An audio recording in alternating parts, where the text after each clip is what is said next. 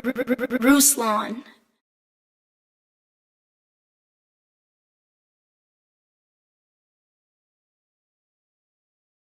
Ruslan.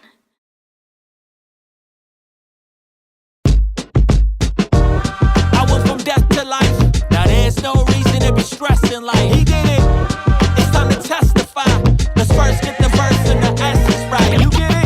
Death to life. Death to life. He did it. Death to life. Let's first get the verse and the essence right. You get it? Apply pressure, but I'm not trying to force it. Down bad before me and mine's courtship. Circling the sun, that's a different type of orbit. Then I fell on my face, but it must have been the Lord's gift. After that, I went from death to life. Only one time he ever said to test him right. The best replies to testify. He conquered it all. He conquered my fall and his presence. Why? I went from death to life. Now there's no reason to be stressing like he did it. It's time to testify. Let's first get the verse and the essence right. You get it? Death to life. Death to life. He did it. Death to life. Let's first get the verse and the essence right. You get it? John 5:24 and it reads, I tell you the truth, whoever listens and believes in God who sent Christ will have eternal life. No condemnation, they cross from death to life. No life to death, no walking dead. I'd rather walk the talk and shine my light instead. Who could ideate the darkest Friday would have transformed to this new life inside me? Cause Sunday came. I went from death to life. Now there's no reason to be stressing like he did it. It's time to testify. Let's first get the verse and the essence right. You get it? We have Christy Compagnone, who is our senior managing attorney here at the ACLJ. Rather alarming to realize that this kind of ideology is permeating the school completely. The school clearly doesn't see how damn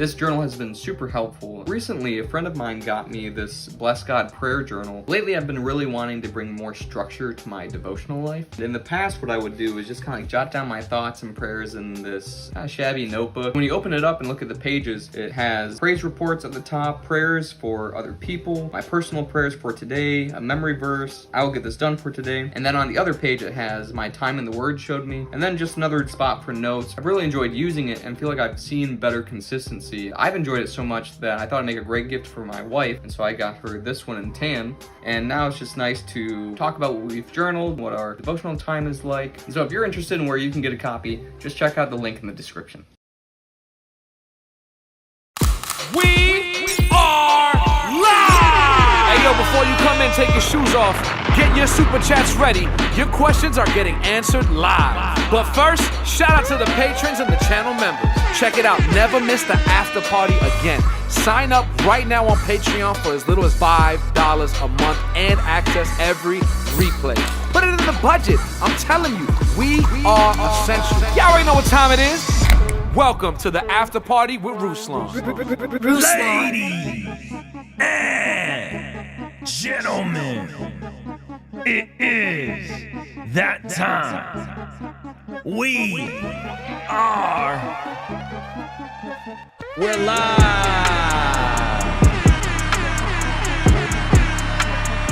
And I need you, yes you, to drop your location in the chat.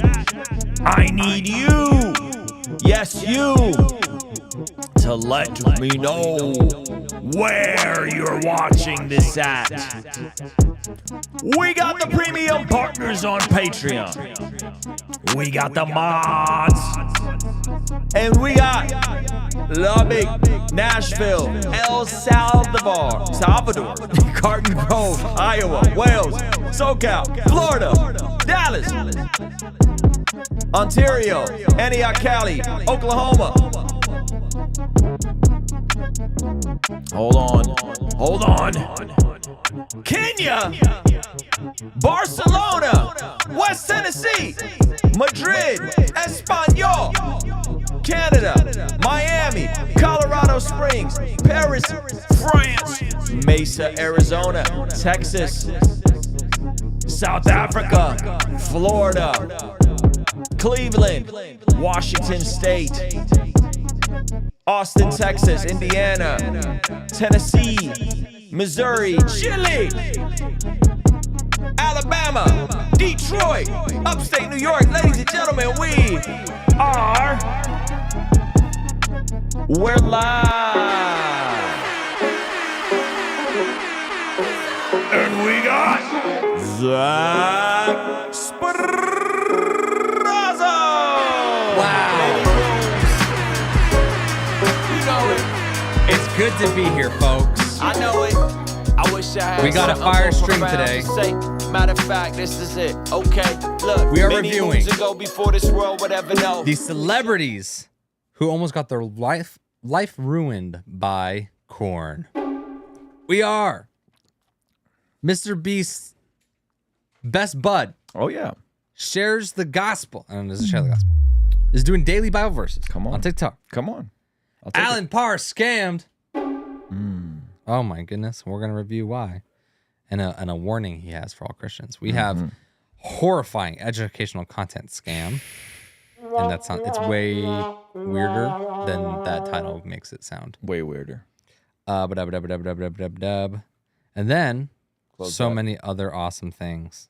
Can you tell us how we're doing on the, what's it called? The Signups? signups, yeah. Bless God Summit happening January 30th, 31st, February 1st in Orange County, California.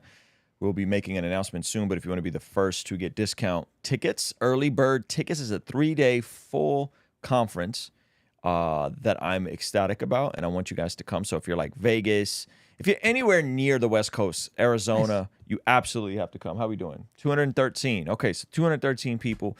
Trying to get to 1,000. It would be amazing if we got to 1,000 and then sold like a couple hundred when they dropped. So sign up if you're ready to come to California, Southern California, Orange County, California for a 3-day summit. This is paid. This is going to cost money, okay? And but we are going to hook you guys up with some discount tickets for those of you guys that are on the email and the first to hear about it. So I'm super excited about that. If you guys didn't know, I grew up watching wrestling. So that's where the intro is inspired from. Yeah, it's wrestling. Wrestling is the best, man. You talk about the Hulkamaniacs at home, brother. Or Randy Savage was the best. He just, I don't know how those dudes stayed, like didn't blow a blood vessel during that. Okay. Kevin asked about an article on Patreon chat. Did you check there for? I don't see his. We see. Is it this one? No. There's video ideas. I don't think. No, I didn't see any articles. You sure you posted it on Patreon chat? We're looking at Patreon chat right now. We don't see yours. Kevin there it is. Mullins. I'll go back up. You never shared an article. You explained. You didn't share the link. Oh yeah, you got to drop the link, my guy. Yeah, seen a good article. Yeah, you got to drop the link. Say you've seen a good article. You got to give us the article, Kevin.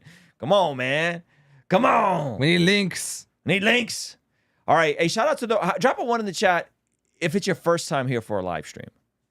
Drop a 1. We're a little early than we usually are. We're gonna be early today.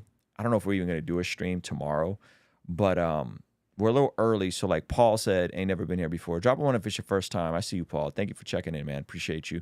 I ain't never been here before. Ain't never been here before. Prince, first time here. Welcome. Jess, first time here. Kelly, Raphael. So this is the deal. We do this Monday through Thursday. Sometimes we don't hit it 4 times a week, and this is how all of our videos are made. Big Yay is in the house. Matthew Perkins is in the house. First Live, Benjamin's in the house. So we cover a bunch of different topics. We engage with the chat. We hit the super chats as well. Wesley is new. Frank is new. So thank you guys for showing up. So this is going to be like a broad spectrum of topics. Okay, I probably should open up every stream this way because a lot of people come up and they're like expecting one thing, and it's not just one thing. We got a business channel. We have a clips channel. We have.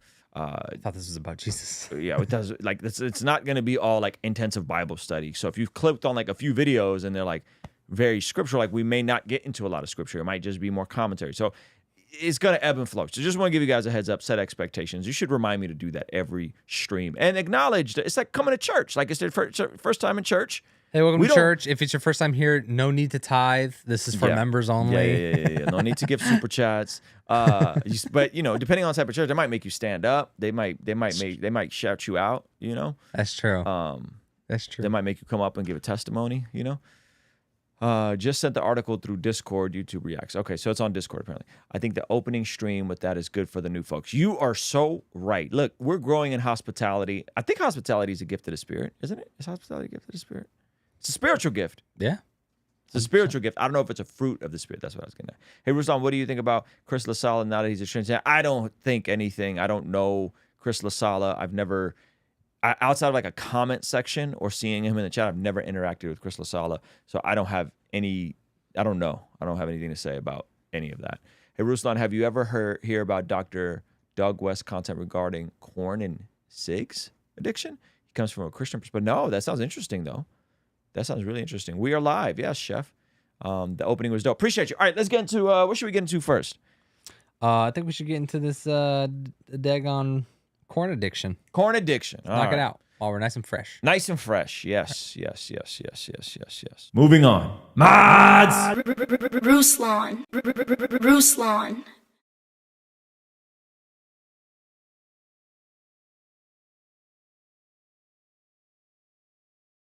Ruslan.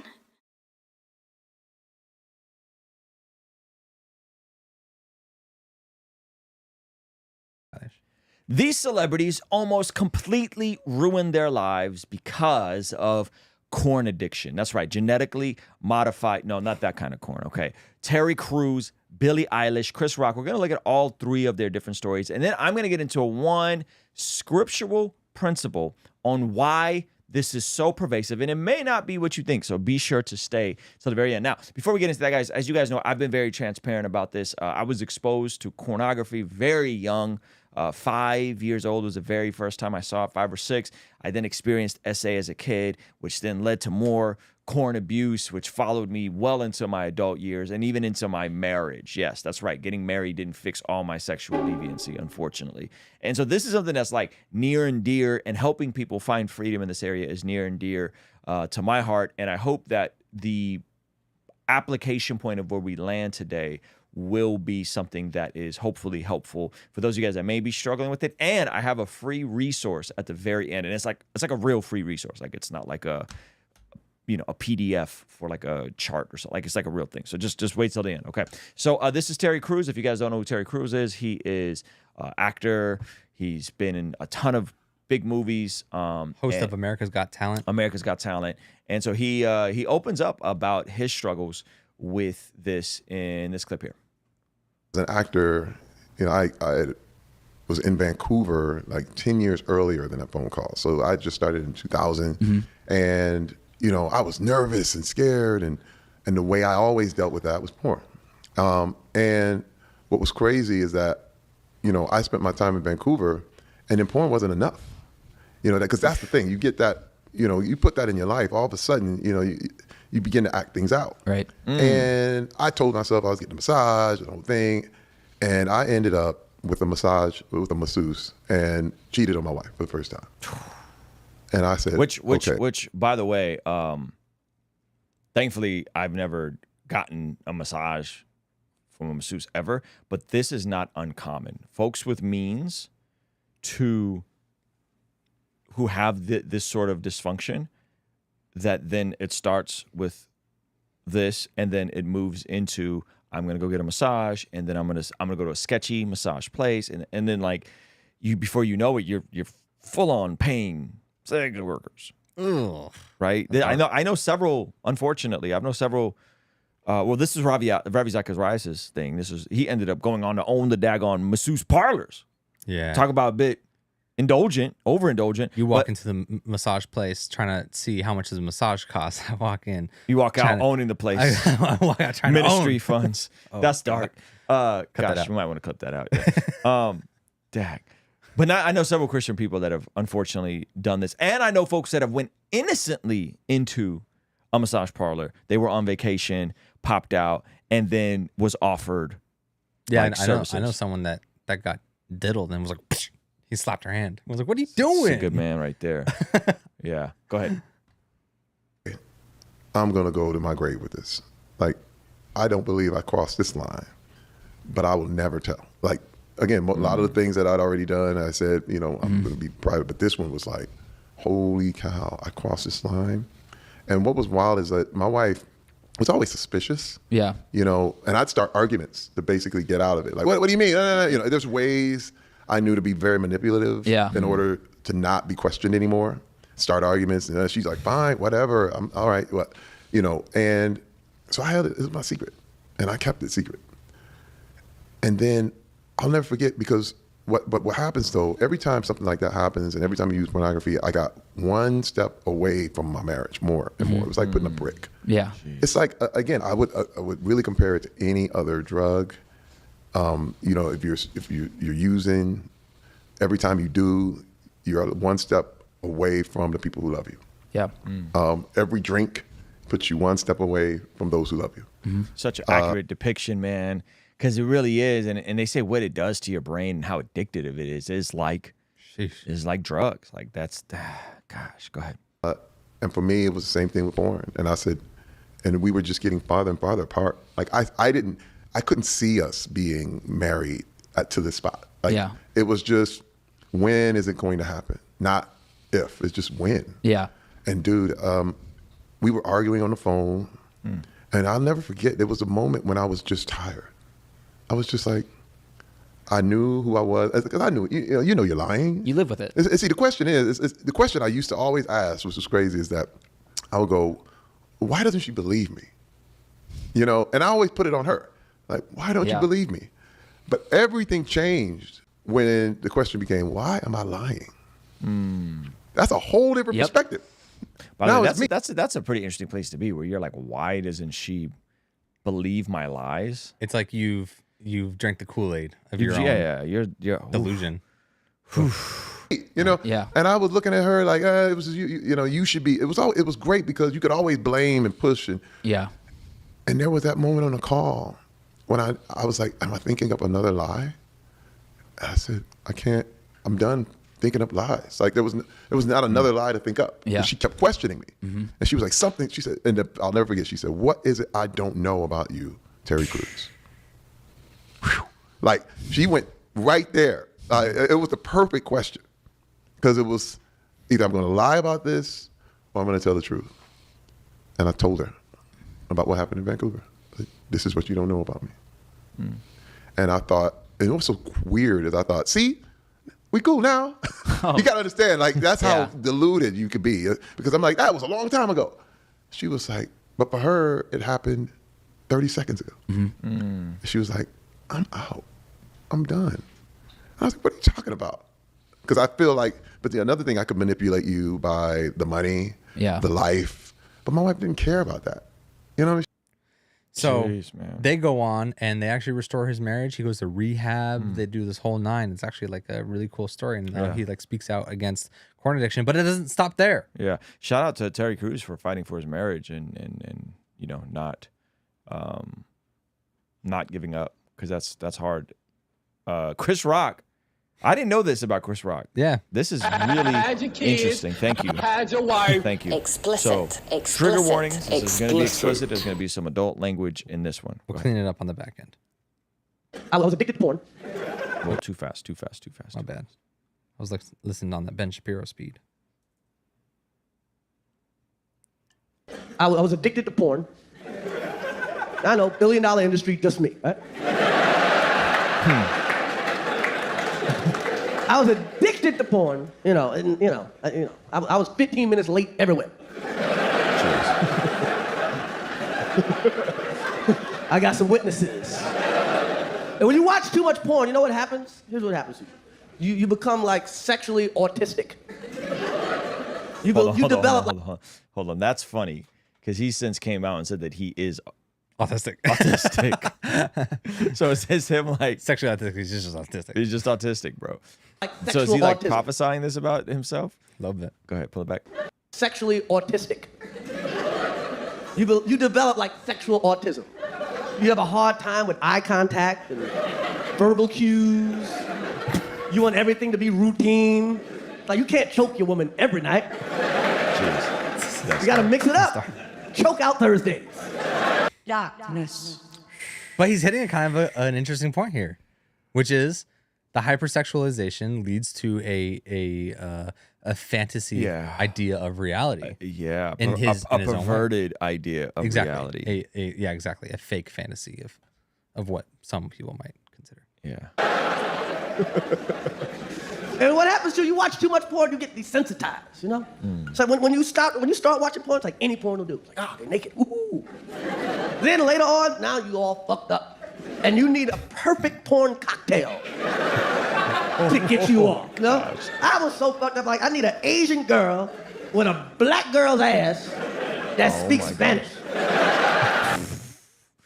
This is dark. This is dark. But this is dark. Zach sourced these clips, by the way. I sourced these clips, but this is the only time I could hear him talking about the porn addiction. But what do we see with extreme corn addiction turning people turning them trans? We've explored that topic before, where this desire gets perverted, where it needs to keep going and get more and more and more and more and more perverted. That they start watching corn.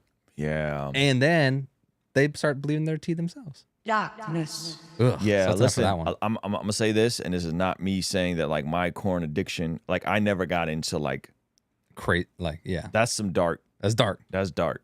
That's some really dark, like, yeah. And so the cocktail bit, that was funny. But I've never, man. So there's levels to this. There's levels to it, but it's not true. But I mean, even if it never, like for the average person, maybe it never got super dark. It definitely went from like, oh, IG models to like now I actually got to see naked women to like now I actually got to see graphic sex. stuff. Yes. Yeah. Well, that's in terms of Billie Eilish. Like that's exactly what happened. Is she started watching stuff that wasn't just naked people. Like it was completely degrading and just completely dark. And so she opens up about this clip. And then after this, I'm going to tell you guys, I think, the root of this issue. And then we're going to give you guys a free resource that you may not know that's available too. Go ahead. Yeah. As a woman, I think porn is a disgrace. And I used to watch a lot of porn, to be honest. I started watching porn when I was like 11. I thought that's how you learned how to have sex. I was watching abusive That's porn. heartbreaking, man. My son is 9. Ugh. My son is 9, and she says I was watching abusive porn. So the fact that she saw this stuff at 11, and that she thought this is how you learn, and that this is the stuff that, it's so sad because it's like, they say the average person views it like before they're 13. Oh gosh, you know what I mean? Yeah, before the age of 13. So like, the people that are participating in this and making it, there's so much cognitive dissonance. And just self-delusion. What did you hear that even PH, the hub, has withdrawn some of their access to services for certain states that require an age verification for each video. So instead of being like, oh, we know that everyone in these videos are of age, they just say, well, we're not going to allow access to our site in those states that require it because we don't want to have to verify that you're not watching minors as well, which is horrifying. It's dark, yeah. You know, when I was like 14 and I, thought I was one of the guys and would talk about it and think I was really cool for not having a problem with it and not seeing why it was bad. And I think it really destroyed my brain. And I feel incredibly devastated that I was exposed to so much porn. I think that I had like sleep paralysis and these like almost like night terror / just nightmares because of it. I think that's how they started, because I would just watch abusive BDSM. I couldn't watch. I mean, talking about catching a demon, right? If that don't open you up to something. Yeah, 100%. If you're watching people that are demonized do stuff over a video, I mean, I don't know. That got to do something. That's not even like pretending to be loving. It's just straight like abuse. Yeah. Ugh. Yeah. So here's the idea. I don't want to watch anymore because I'm getting dark. sick watching this stuff. That got progressively worse.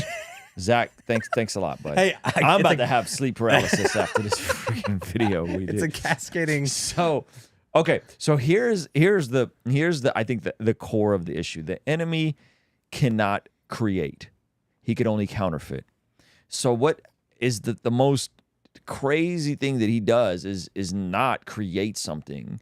It's that he takes the good things that God created that are intended to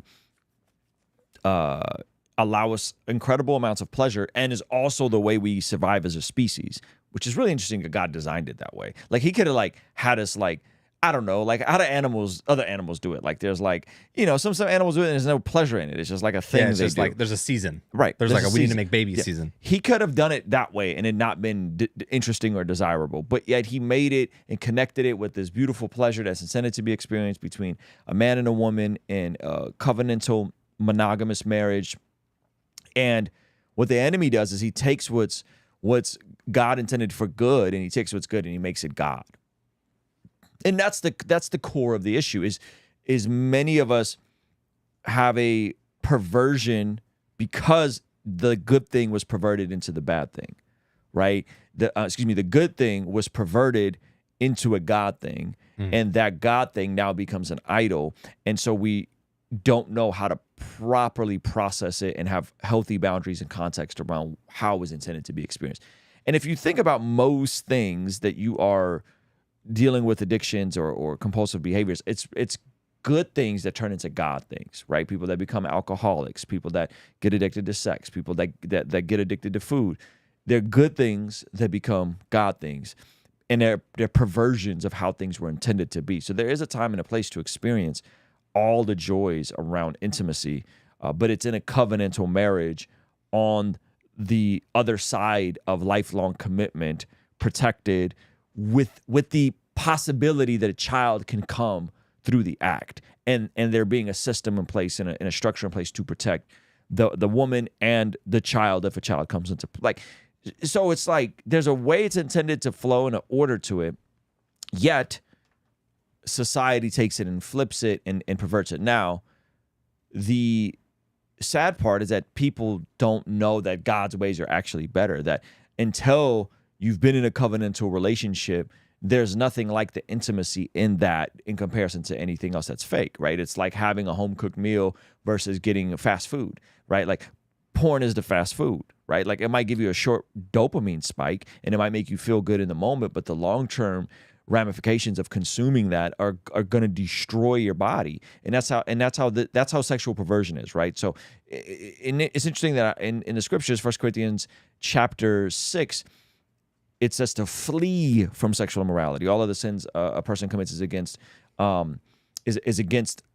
outside, but sexual immorality is against your own body, and your body is the temple of God. So you're committing something against yourself, and it's involving someone else, right? And porn is that too. Like there's people usually being exploited in some form or fashion on the other side of that video.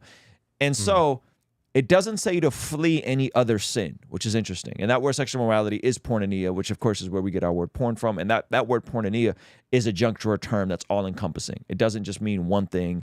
It doesn't just mean fornication. It means everything. Everything outside of a one man, one woman, a covenantal marriage, it means that. Now, if you guys don't know, I actually have put together a free resource. If you're watching this and you're like, man, that's great for you, Ruslan, like you figure this out, but like I'm still stuck. Okay, I put together a free resource with my Christian therapist, and it's important to know Christian is key in this, and it's called MasterMyHabits.com. It's a completely free course. It's private, and you can go through it, and you will have some form of resource in terms of how to understand what your addictions are, the difference between an addiction and a good habit, how to find steps of freedom, where does confession play in. And it really gives you a streamlined process of beginning the process of healing and restoration and freedom in this area. And this is an area that, like, if you've really dealt with it the way I've dealt with it, like sometimes you may even just need a refresher, because you got to remain hyper vigilant and careful, especially in our society, especially with Instagram and TikTok and movies and all the music, all the craziness. So MasterMyHabits.com.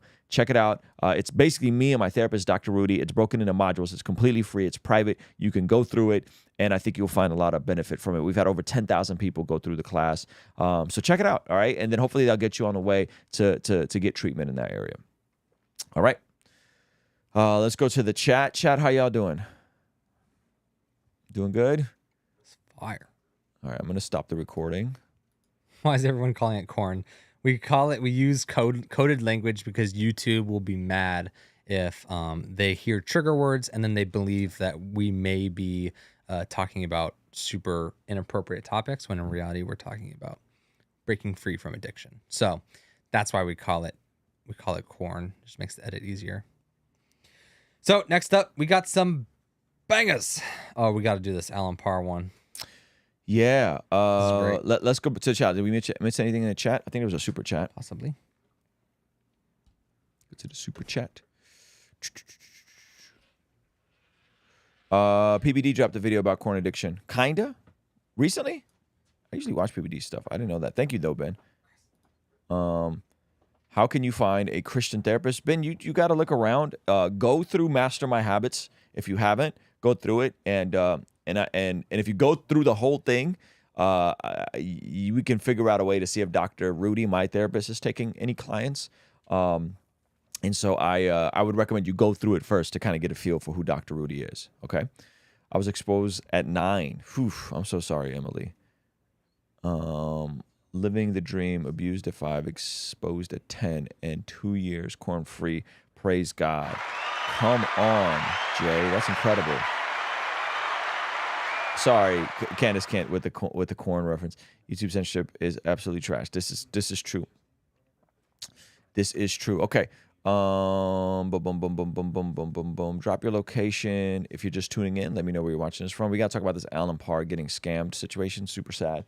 And he revealed some interesting things that I think we all need to be vigilant for. So we're going to look at that in a moment. Southern California is here. And again, guys, if you don't know, we have something really cool coming up. We're doing our first ever 3-day full conference in Southern California, specifically Orange County. It's happening January 30th, 31st, and February 1st. Now, here's the deal. This is a paid conference. This is going to cost some money because we're flying out speakers and music and entertainment and guests, and it's going to be amazing. So the theme of the conference is living a better story, building a better culture, all right? Controlling the controllables, living a life that blesses God. It's going to be broken down in 3 days. So if you're anywhere near Southern California, or if you're ready to come to Southern California to experience this with us, we're about to announce all the details soon. And I want you guys to sign up for the email list so that you can get the very first access to all the information, the speakers, and the discount tickets before they go public, okay? So we got about 200 people signed up for this right now. The venue holds 1,000. We're hoping to sell it out. If we sell out more than 1,000, we might switch venues. We're not going to reveal the venue yet, but let's just say we have the option to go into a bigger venue if we can. And so there's approximately 20,000 people that watch at least 2 of my videos a week that are within driving distance. And so with those numbers, I feel like we can get 1,000 folks in the room to hang out and experience some transformation. All right. Will you be there? Yeah, it's my conference. Yes, we're going to be there. Zach's going to be there. Some of your favorite Christian YouTubers are going to be there. I got a lot of guests, a lot of friends coming. Some different worship acts are coming. Christian music. It's going to be incredible. All right. Let's move on. Ben said, "Get your Dave Ramsey budget going, peeps. Save up and go. I went last year to Ruslan's live podcast and it's life changing. Drove 40 hours. Thanks, Ben. Yeah. So Ben, you experienced like half a day. So imagine it was what literally a full, what 4 hours. Yeah, imagine what a full 3-hour event is going to be like. We barely 3 day. You said 3 hours. Yeah, a full 3 days is going to be like. We barely scratched the surface. We barely scratched the surface. Actually, yeah. So we're going to go deep on this one. There's going to be workshops, panels, speakers, entertainment. Oh my gosh, it's going to be nuts. So. If I can get to the conference, I may raw dog my flight there. Hey, we're going to Dallas tomorrow, so I may have to raw dog my flight to Dallas. Dude. Why are we going to Dallas? Chosen. Whoa! Behind the scenes of The Chosen / we might see if we can squeeze Ruslan in for a scene or two. Who knows? How crazy would that be? Zach was like, they're gonna have to put a wig on you. No one has. Yeah, no one has a nice fade. 2,000 year ago, Judea, and I was like, yo, I look like a Roman. You know what's gonna be crazy? And I almost don't want to tell you this, but I might as well just tell you now. It's gonna be 100 degrees. I'm with it. Cool. Someone said, "Are Catholics welcome?" Of course, Catholics welcome. If you didn't know, we're mere Christianity folks here. So that means that like as long as you believe it, like in the Trinity and the bodily resurrection, like we're good. Okay. Now that doesn't mean we don't have disagreements. But by the way, we're not going to be debating disagreements at this thing. But not only are we're going to have Catholics a part of it, And we're going to have Eastern Orthodox folks a Eastern part of Orthodox. it. And when you guys hear some of the names. And we're going to have barely.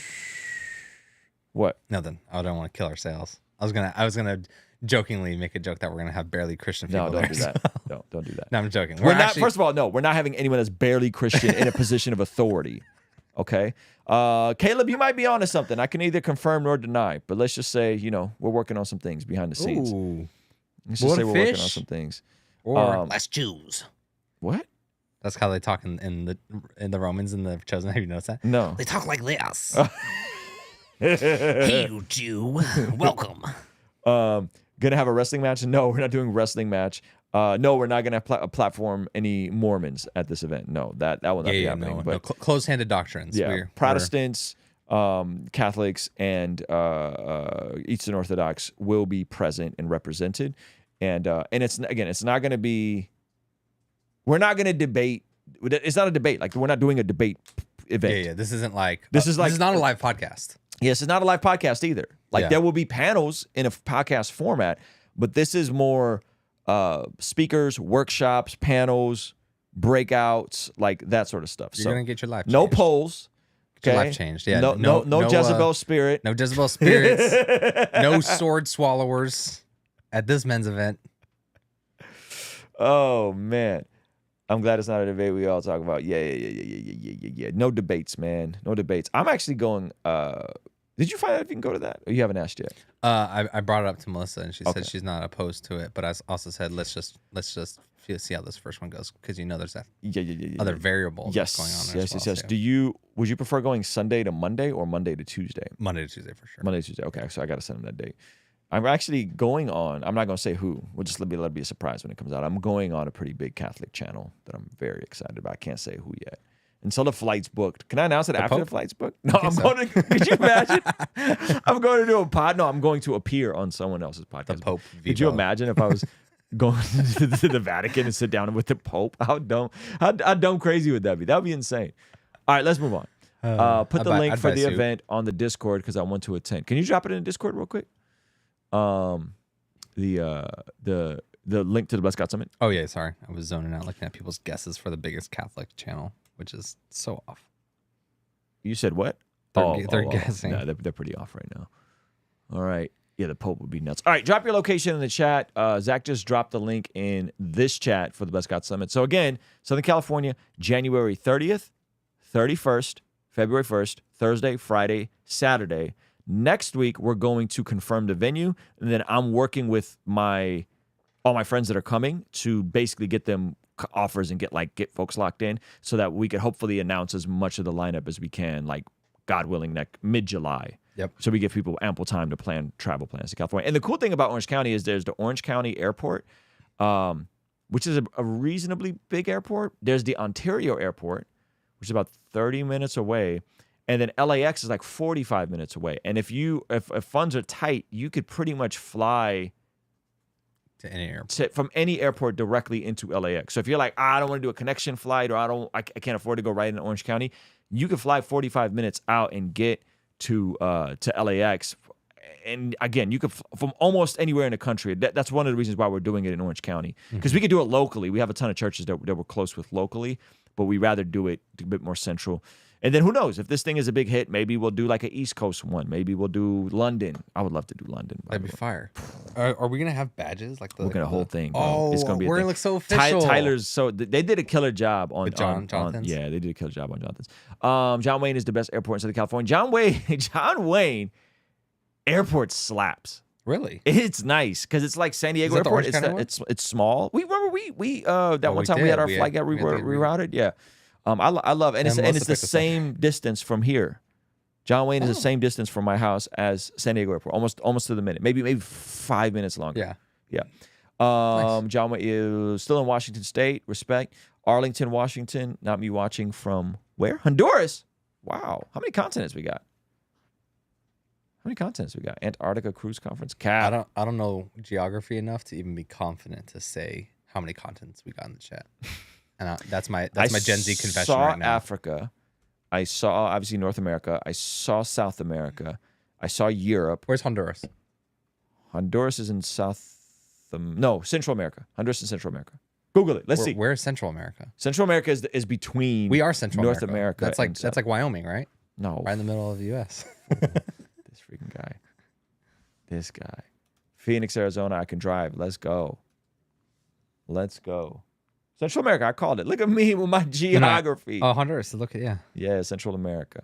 Wow. Chile. Someone from Chile's here, and Chile, I believe, is South America, right? Yeah, Chile definitely is in a house. So South America, North America. South America, North America. It's you killing it. Africa. Europe. Blaise is here from Paris. I think it's a girl. I think Blaise is a girl. She watches this every day. Shout out to her. When I was in Paris, I like offered to connect with folks in Paris when I had like a window and nobody got back to me. So there's at least 4 continents here right now, which is actually crazy. Like this wasn't possible 10 years ago, 15 years ago. Yeah. Right? That's insane. Honolulu, Hawaii's in the house. Brooklyn, New York. Shout out to Diana. Diana, did you go to V1 when I was just in Brooklyn 2 weeks ago? We had such a blast. Is Iceland Conference a real thing? No, that's cap. I'll call cap on that. Someone's on a real excursion. At least four continents. I didn't see anything Asia here or Australia today. It's not Chile. It's Chile. Excuse me, Chile. I like that. All right, let's move on. Africa. Wow. Yeah. All right, let's move on. Let's hit this AP. All right. Moving on. Mods. Ruslan. Ruslan. My brother Alan Parr was unfortunately scammed and ended up sharing a video about it. You guys should really watch the entire video. Long story short, we talked about this before. It didn't just happen to Anthony. It didn't happen just to Alan. It happened to my buddy Anthony O'Neill as well. It's a Facebook scam where people reach out. They offer you an exorbitant amount of money to appear on a virtual pod, and what they do is they get access to the back end of your Facebook, and then they take over your page. In his case, they took over his payouts. So they were taking money from his channel, and they took over his ad manager, which can really run the numbers up in terms of your people paying for your ads. So thankfully, by the grace of God, nothing like that has happened all the way for us. Maybe 4 years ago, I had my Facebook ad account hacked. I was on a call with one of these guys for us, and I stopped when they said, all right, just add this email. I'm not gonna do the accent, but you guys know the accent. Hold on. Let me just say. So we had our ad account hacked a long time ago. That I fixed. That took forever. Yeah. He didn't have his ad account on. He had his whole thing, his whole shindig. But this almost happened to us, and that's what you were gonna say. Is like you got on the phone and you sniffed it out. Thank God. Yeah. It was looking sketchy, and I was like, well, let's just see where this goes. And then it got to the point where he's like, I'll spare the accent. You guys know the accent. And he goes, don't say just add this email into your administrator section here. And I pause. I'm like, I'm gonna have to get back to you, bud. And he's like, I almost did the accent. Don't do the accent, bro. Oh no, where are you going? And I was like, oh, I will just follow up later. He's like, oh, okay. Zach wants to do this accent. So the funny thing is, holding it back. I sound like a guy that's faking an American accent right now. Zach does a great job with accents. I almost want to let you loose. Drop a 1 in the chat if I should let Zach loose on the accent, just for like 20 seconds, and we'll clip this out. This is extremely offensive. Okay, do not screen grab this. Drop a 1 in the chat if you want Zach to do the accent. I gotta for 20 say, seconds. when I have to tell the story back without the accent, I feel like I'm faking an American accent. All right. So you hop on the call. So I hop on the call, and he's like, hello, Mr. Zach.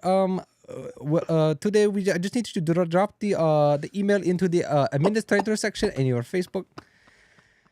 And then when I got there, and I was like, oh man, I'm gonna have to follow up later with you on this. He's like, oh no, where are you going, my friend? My friend, where are you going?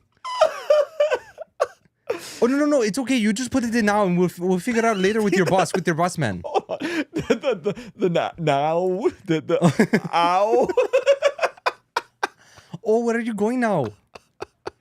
Yeah, and then hey bud, I'm gonna have to catch you later. Look, and here's the thing: you guys may be like, oh Zach, that accent's offensive. You know what's actually very inclusive of me? What's that?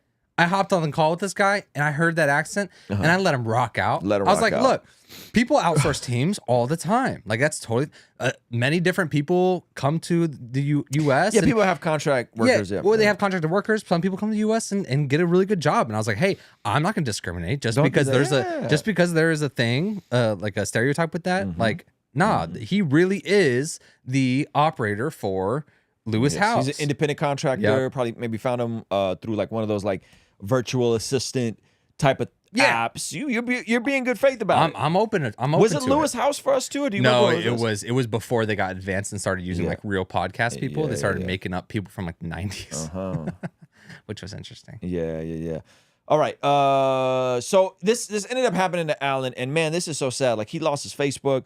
He lost his ad account. They scammed a bunch of money. Thankfully, Bank of America held him down. It took him 6 months to get everything back. Ugh, not good. 6 months to get everything back. Okay. So he shares some interesting confessions in this. And this leads him to full on confess to his audience, which I found extremely refreshing. And I do believe it's a cautionary tale that if you're a creator, if things are starting to pop off, like we all need to be mindful of this in our heart because we could all be led astray by this. I mean, the scriptures warn against what he's about to describe. So go ahead and let's jump into this. Let me share with you some of the lessons I learned from this. All right. The enemy uses the lure of money to distract us. What did Jesus say? He said, the deceitfulness of riches can distract us. Guys, I get a lot of podcast invitations by the grace of God, a lot of them. And most of them, I typically just say, hey, I can't make it for a variety of reasons. All right. For a variety of reasons. But this one got my attention. Why?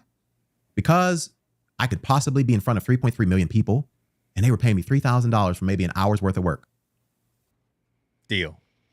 I'm in. If it sounds too good to be true, you get paid and you're the smaller creator. Yeah. Well, and here's the thing about podcasts. No one that's bigger than you is going to offer to pay you to come on their podcast. Yes. The very most that may happen is if someone's coming up and they're trying to get their stuff popping fast, they may pay you for an appearance. Yeah. If someone is at the same level, they'll cover your expenses to travel and they'll take care of your expenses so that you're not taking an L to go on their podcast that they're going to make money off of. Yeah. If you're kind of at the same growth level. But no one that's at 3 million, like Joe Rogan's not paying me to come on his podcast. Yeah. And just for the record, we get about 2 or 3 of these a day. Requests to pay to come on the Yes, thing. Yeah. all the time. So that's kind of like a, and by the way, if you ever get anything like this from us, it's not real. It's not real. All right. Go ahead. Guys, I confess to you right now that I was lured away because of money. Jeez. Because quite frankly, yes, he has 3.3 million followers, but if he wouldn't have offered the $3,000, I still don't know if I would have said yes. I still don't know. But the fact that they put the money in there, it just lured me away and I got deceived. I confess that. I confess that to God. I confess that to you. Money, oftentimes, the enemy can use money sometimes to get us off course and to distract us and to deceive us from doing what God has called us to do. Because we think it's a blessing. We're thinking, oh, God must be blessing me with this. No, not every monetary thing is a blessing from God. Sometimes the enemy uses money to distract us from what God wants to do in our lives. All right. So yeah, every opportunity, quote unquote, is not always from God. Yeah. Sometimes there's opportunities that aren't from God. And in this situation, it wasn't even a real opportunity. It was a scam. Yeah. Right. So it's not even a real opportunity. But yeah, I think he's spot on in that, like, if you're not careful and guarded against your heart, you could definitely be in a spot where, I like how you made the thumbnail. Right I couldn't resist. This guy. It was a good frame. It's a good frame. If you're not careful, you could easily slide into this. And the interesting thing is, Alan's not hurting for funds. Yeah. He's doing really well. His YouTube is over 1 million subscribers. He has business outside of anything YouTube related that he still oversees. Really? Yeah, that still do well. And he does fine. Like, he's doing well. And so it's like, it's interesting that it's sometimes those of us that do well can be tempted with this sort of stuff. You know what I mean? Yeah. And so I appreciate his vulnerability. Play a little bit more of this. So that's the first thing, is that just because there's an opportunity maybe in your life or in my life to make more money doesn't mean it's always from God. Right. You have to see for yourself whether that is. Make more money at the expense of what? Yeah. Right? Just because there's an opportunity to make more money at the expense of what? I don't do a lot of traveling because it's usually at the expense of my family. If they can't afford to bring me and my family out, we can't make a little trip out of it, I'm not going. Yeah. Usually. And Unless it's something I believe God's telling me to do and I could pop in and out. And even in this scenario, that's hyper literal. Like the cost, I'm sure if they hacked his ad account, they were able to spend money and do things, and he actually had to he lost money. I mean, maybe the banks recover it, but the expense ends up being a lot more than the actual $3,000. Right. And then, but the same applies, like you said, with family and personal time as well. Yeah. Well, it's also called opportunity cost, right? And so, yeah, go ahead. There is not the case, guys. The second lesson. Oh my goodness, this is huge. The second lesson that I learned is that my faith and my focus was not on God, but it was on Facebook.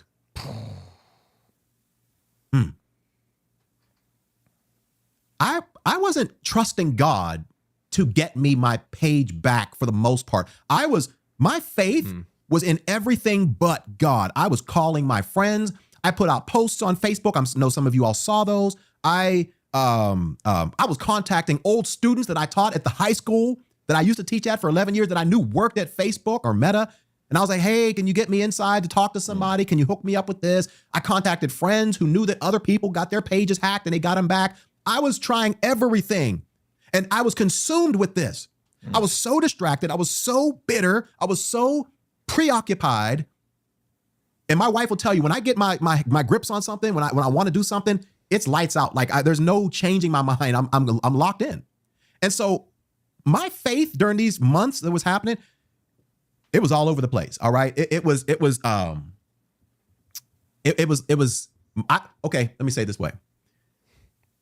We had a program that we were running for a three day live challenge. It was called the Master Your Faith Challenge, and so we were wanting to get as many people as possible on this 3-day challenge that we were going to go live. All right. That's good. That's fine. Yeah, and he goes on to say that basically he couldn't run the ads, and so he was depending on getting this back so that he could run the ads, and instead of depending on God to bring the right people into the program. So it's yeah, man, that's a scary place to be, and you definitely don't want to be in a place where you crash out. You know, shout out to PK Gent who said that. You got to know your own limits and your own boundaries around stuff, right? Because you could easily just completely lose it over something that's in the grand scheme, you know. And he goes on to give you about much practical stuff to what is it, 2-step authentication and having a software for your passwords and all that stuff. He goes on to give practical stuff, but I thought that was interesting. Go watch the full video if you guys want to hear like the entire backstory. Again, we've covered it, but it's man, it's sad, and it sucks that there's people out there like doing this sort of stuff. It's like Christian creators at that, like yeah, you know. Well, they're doing it to everybody, but it's so evolved because now they're contacting people that have platforms. Yeah, and so it also feels more specific than like Nigerian prince. Yeah. You know? Yeah, well, it's yes, but I guess what I'm getting at is like, you know, it's like you got your Bible in your car. I feel like the person that's going to come break into your car, if they see a Bible, they're going to be like, oh, like, I'm going to leave this dude alone. You know? Like, that's how I think. Wow. You know? But apparently that's not how thieves You underestimate think. Apparently, yeah. I underestimate depravity, apparently. Yeah. So that's kind of how I think. It's like, oh man, this dude's like trying to tell people about Jesus. Like, even if you don't believe in Jesus, you're like, oh, he's like trying to help people, you know? So anyway, we're going to get into Mr. Beast's best friend is now sharing daily Bible verses. How freaking awesome is that? But before we get into that, guys, Zach, tell them about our new leadership journal. I'm glad that you asked. Yeah, and show them on the site real quick. So I want to show you guys something that's really special to me. Just kidding. It's special to everybody that should know about it. First of all, these are our bestsellers. If you go to blessgod.shop, this is the best way to support you and what we do here on the channel, which is super important. AdSense is not dependable. and we got salaries to pay, and we all work to put out lots of content for you guys. There's a main channel, what you're watching right now, Ruslan KD. There's also a second channel called Bless God Studios, and there's a third channel, Mastermind My Business with Ruslan KD. All of that content is created to help you guys live a life that blesses God. But to fund this whole operation, we want to create products that live a life to help you guys live a life that blesses God. And these products do that by multiple ways. Our apparel is an awesome way to see what we got, is an awesome way to represent what you stand for when you're out in public. So it's almost like external accountability as well as a really cool evangelistic tool. We got a ton of merch. We got options. We got options for days. If you go to blessgod.shop, you can see the merch. But our newest addition is the Bless God Leadership Planner. Now, some of you guys are familiar with the hit Bless God prayer journals. We have the black and the tan right here. This one's a bit more premium. The new planner is a bit more premium and bigger. A lot of you guys were asking, hey, we love the journal. Could you guys make a planner? Well, instead of just putting a calendar and being like, hey, this is Bless God calendar, we then made an entire planner that's vision is to help you make the most of your time, talent, and treasure based off of Matthew 25, parable of the talents. And so time, we got the calendar, we got the planning, 12 month monthly calendar, as you see right here. But we also got making the most of your talents. So we have the very beginning of the journal opens with dreaming and action goals, a 4-step process to help you get closer to creating non-negotiables in your daily life so that you can hit the goals that you set at the beginning of this planner. So this is sitting down and reflecting and writing down how you want to include God in your dreams and invite him into your actions to hit these big goals. Then you've got obviously the time, the calendar section. Then we've got prayer. We incorporated the hit prayer journal, reformatted into 1-page entries here. So you can have all of your tools in one big planner, as well as our problem solution framework for ideation, for leading teams, through solving problems that you have, and then a bunch of big blank pages for free write notes. So that's the structure of the Bless God Leadership Planner, and it's here to help you make the most of your time, talent, and treasure. Now you can get this if you go to blessgod.shop or hit the link in the pinned comment in the live chat right now. They're on sale for $38, which is awesome. These are like premium, high quality, heavy duty. I promise you. There's no corners cut on this thing, and even has a pen loop and indexed pages. That was the fun new feature on this one that some of you guys wanted in the prayer journal, but couldn't get because, to cut costs and also make it more bite size. So if you go to blessgod.shop, you can find it here on the front page. All right. Let's move on. Yep. We have Mr. Beast's best friend sharing daily Bible verses, which is super cool. Okay, what is this dude's name again? Chandler Hollow. Chandler Hollow? That's the name? Hollow is his real name? That's what his name. Can you Google it real quick just to make sure it's his government name? But I think people only know him by Chandler. Yeah, Chandler Hollow. Wow. All right. Chandler Hollow. I like it. Let's just go with Chandler from Mr. Beast. All right, let's do it. Moving on. Mods! Ruslan. Ruslan. Chandler from Mr. Beast's YouTube channel, one of his closest friend, recently had a conversion moment in terms of publicly coming out as a Christian and getting baptized. And since recently, not sure how long he's been doing this, but apparently he's been sharing daily Bible verses on his TikTok and social media.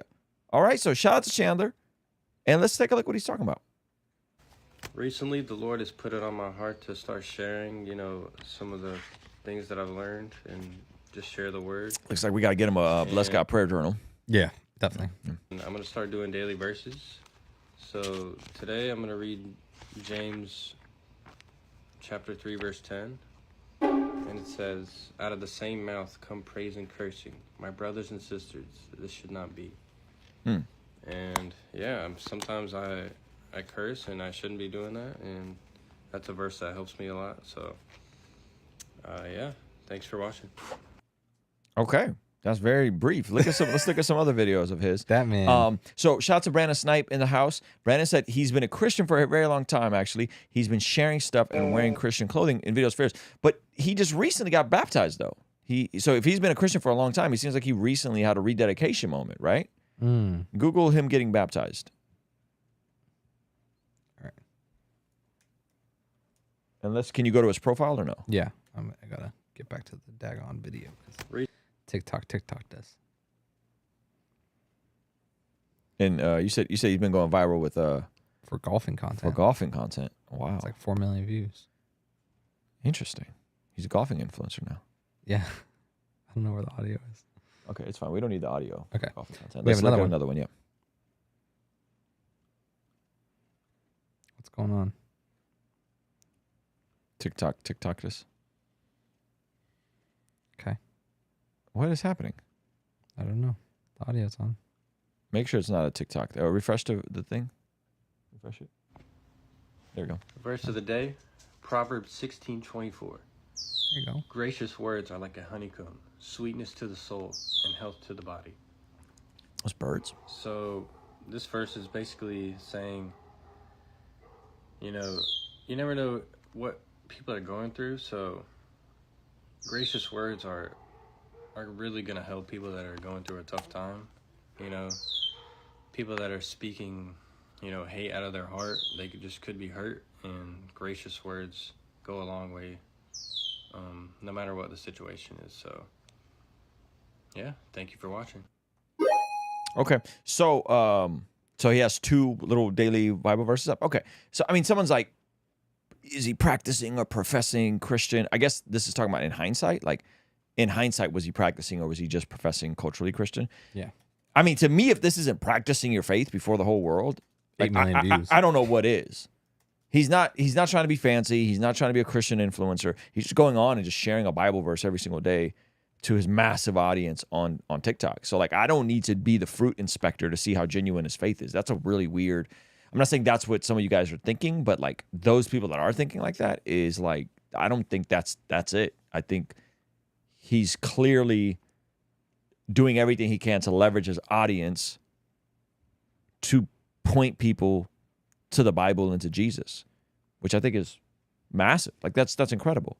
So this is him getting baptized. Shanna from Mr. Beast gets baptized. Yeah. So this is fairly recent. When was this? It's a couple months ago, right? Let's see. 3 minutes ago. No, just kidding. This guy. Straight boomer vibes. This was posted. Oh, great. Awesome. Oh, sick. Yeah, this is awesome. I love shorts. Yeah, shorts are the worst. Description. This is posted in April of last year. Okay. Okay. Yeah, that's relatively recent. What are you saying, Brandon?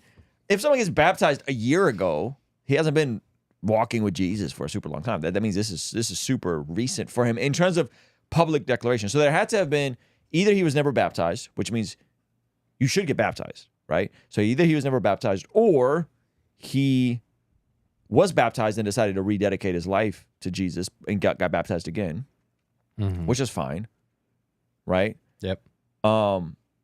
Either way, I think this is incredible, and I think this is good in light of, especially because of the other stuff we're seeing on Mr. Beast, where the other guy is I don't know if we can call him a guy anymore. Well, there definitely is representation now. There definitely is. 2 major extreme worldviews. 2 major extreme opposing worldviews that are being represented on Mr. Beast. Now, and just Jimmy in the middle. And poor Jimmy just trying to hold on. He's just trying to sell some chocolate bars. The I'm curious what the behind the scenes is. I didn't mean guy, I meant dude. He's no longer a dude. Yeah, he's not really like a bro. He's not the homie. You know what I mean? Get out of here, Sips with Sarah. We know he has a penis. Yeah, we understand he's biologically male, but he's he's not the homie no more. It's a little different. You don't say, "Hey, bro." You know, see him. He's he's full on. We're not gonna dehumanize him and put photos up, but you guys know what I'm talking about. You don't want to be in a room alone with him. Whoa. Okay. All right. This hand's hack, bro. The Billy Graham rule gray area, dog. You think every person that's dealing with that is gonna come on to you and try to what? Try to me too me, dog. Try to be to you? Oh, you're saying if you're alone with him and he knows you're a Christian, he's gonna try to flip it and say, just being like, yo, you're wild, bro. Just being yeah, you're wild. Someone talking about, yeah, we're not talking about any surgeries. I don't know nothing about any of that. All right. So I thought this channel was about Jesus. Yeah. So, having said that, it's a massive net positive that the biggest YouTuber in the world has friends that are unapologetically and overtly Christian. And it's interesting. It's like Star Wars. There's balance to the Force. Yeah. You know, like something's going on. That's true. There's balance to the Force, and I am for it. So shout out to Chandler. I'm proud of him for doing this. I think this is great. I think he needs to keep doing it. And I like that. Like, he's not trying to be entertaining. Like, he's just like, here's a verse and here's 20 seconds on my thoughts about it. He is not trying to. He is completely desensitized to the idea of performance. Yeah, it's the opposite of Mr. Beastification. I watched an interview with, the channel was Rafati, Uncle Rafiti. And he had someone that worked for Mr. Beast. And he said the way his friends are that appear is he's like, they're strictly talent. They're not involved in any of the creative. They literally have an assistant, and the assistant coordinates when they're supposed to be at a shoot, and they just show up and do their part. They're not involved in any of the behind the scenes. So the people you see on camera in Mr. Beast videos are literally just like his friends that are treated like talent and not like producers, writers. Yeah. It's not like producers that accidentally made it on the show like me. Right. That's, you did kind of. It's like I'm just here talking with a microphone apparently because it was just empty one day. No, well, one, you make it fun. Two, no, but it is you're fast on the computer. So even when we were trying, and somebody asked this, by the way, which isn't, it's not super deep. Somebody was like, "What's up with Ray Rock? What's up with John Keith?" They just don't know how to use a computer, dog. Oh, they're just slow. Dang. And I can't trust John Keith or Ray Rock to be pulling up stuff fast. And Zach's just nice with it. So when they will be back, they will be back. We will see Ray Rock and John Keith back. I think Ray Rock's coming out here over the summer. So you'll see other folks on, but I don't know how this became about that. I just remember that. But I say what I had to say. They will be back. It's just we have to move along quickly, and sometimes they're not able to. So Zach's literally like a technical producer, operator, did like multiple producer hats, talent. and is also talent. We don't really have those lines here. Yeah. All right. Zach's better anyway. Jeez, Ivan. Jeez Louise. I don't know how I gotta say, I didn't make up the Bible verse series that crushed when Ray Rock was here. Oh yeah, they do well. What was the series called? They did a super something that Bible verse. Yeah, podcast that we did. Maybe bro got the chill with the comments. Guys, come on, chill be with the comments. respectful. Yeah, but let me just say this. Not okay. I don't understand why anyone would see someone publicly reading Bible verses and leveraging their platform for Jesus, and then think that their job as someone on social media, on YouTube, to publicly inspect and question their salvation. Like, I'm seeing that in the chat, and I don't like it. I'm just telling y'all straight up. Yuck. I don't like it. Like, it's gross. I don't understand what the heart is behind that. I don't know where his theology is. I don't know what church he goes to. I don't know any of that. But to be like, hey man, there's one of the most influential people in the world, his best friend is on his TikTok giving you daily Bible verses. And your first thought is, well, how do we know he's really a Christian? What? What is wrong with you? What is going on? Like, what is so hard about your life that that's where your brain goes? We don't know what he believes. We don't know what church he goes to. I don't need to know all that. But I got a passage for you guys. It's very, very easy that I think you guys will appreciate.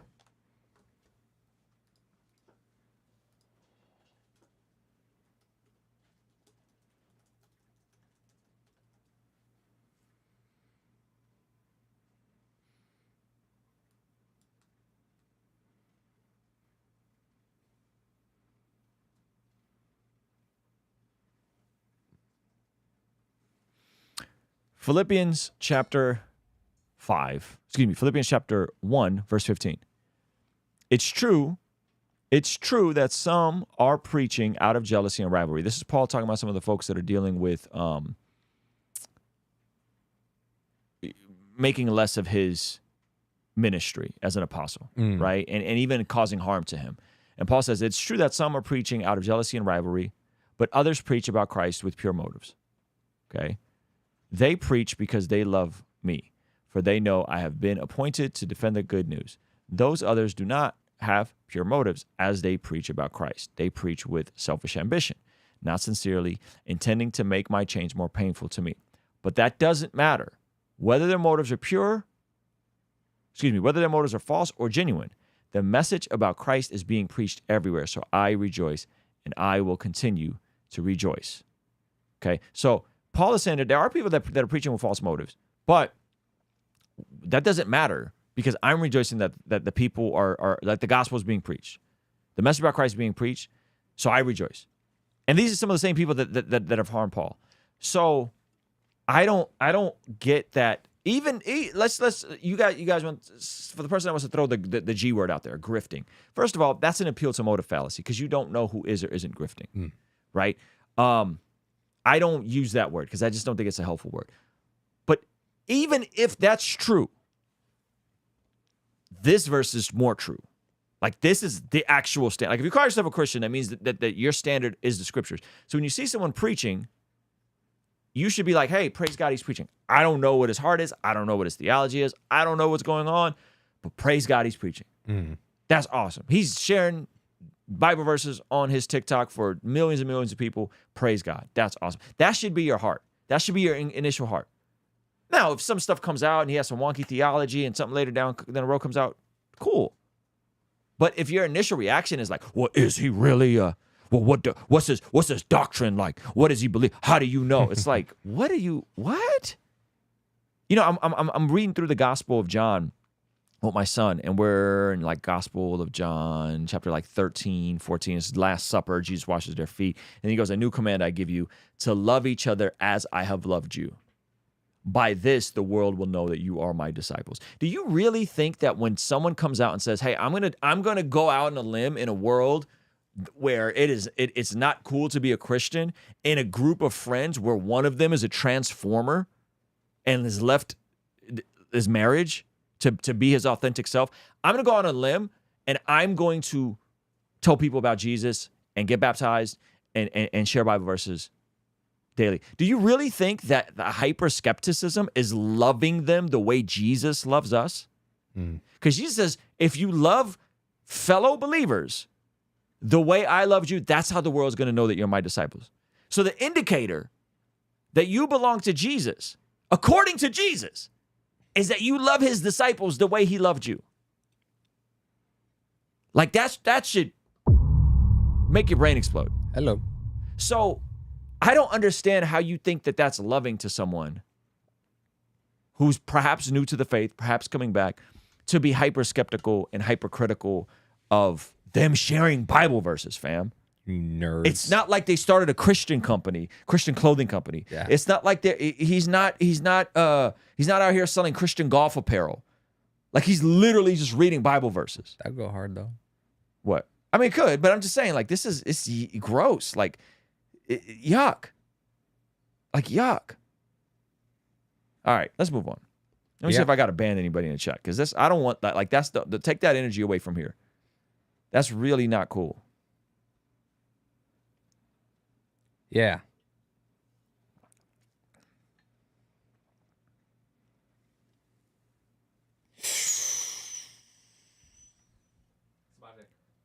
Order's good? Nice, thank you, sir. It was a lot. Yeah. Are there videos in the Bless God thing? Yeah, there's 3 in the can. Dope. Without thumbnails. Dope. You wanted me to go back and make the second version? No. Just keep scheduling all the videos we have. One thumbnail each until we're like completely exhausted. So.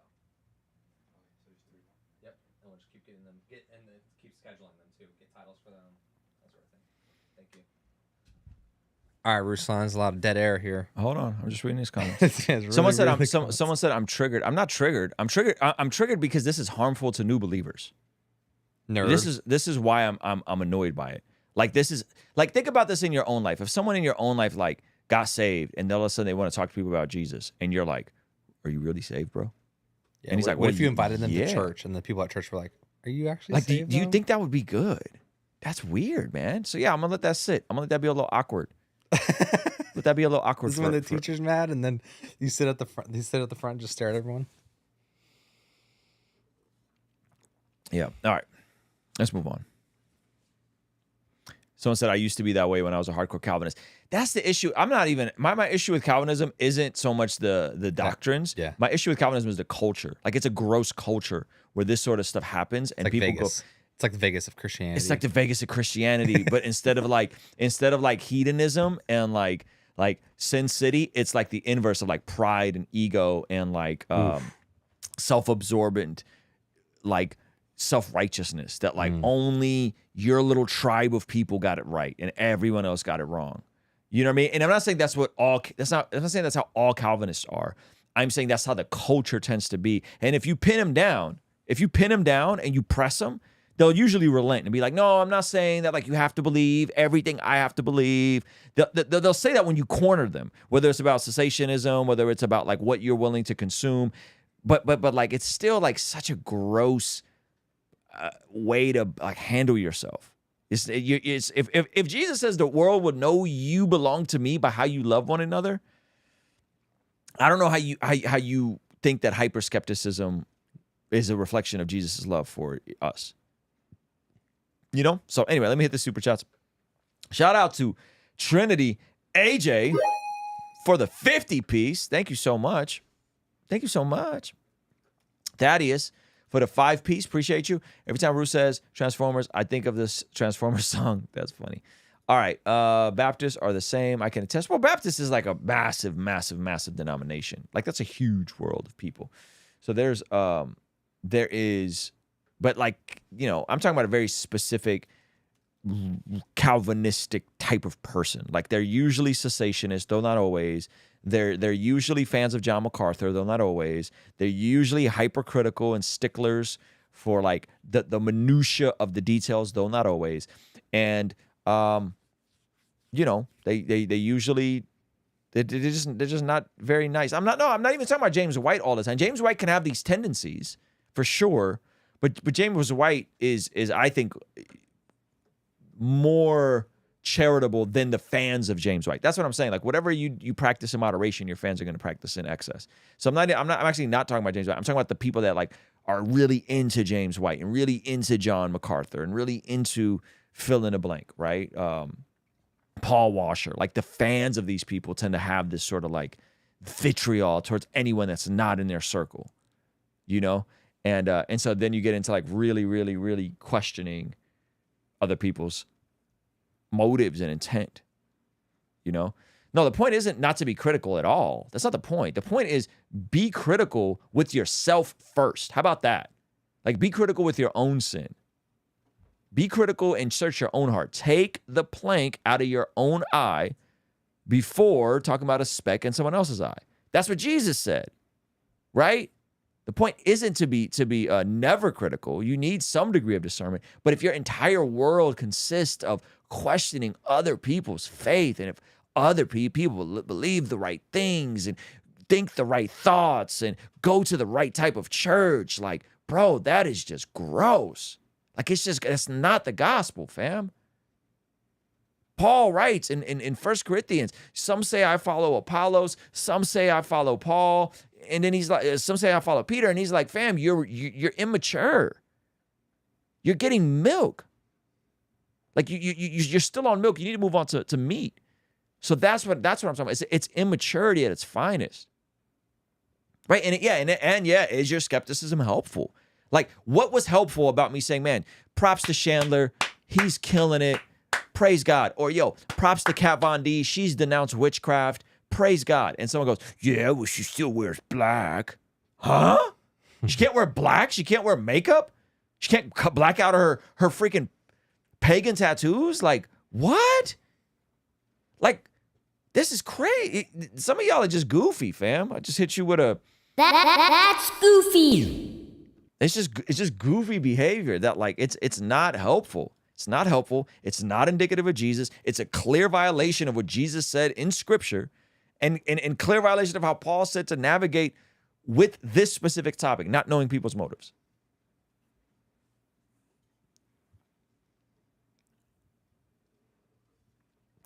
All right, let's move on. Can we even cover this? I don't know. I don't know, man. It seems like... Is there anything else in the pipeline? I mean, we got this. That's kind of funny.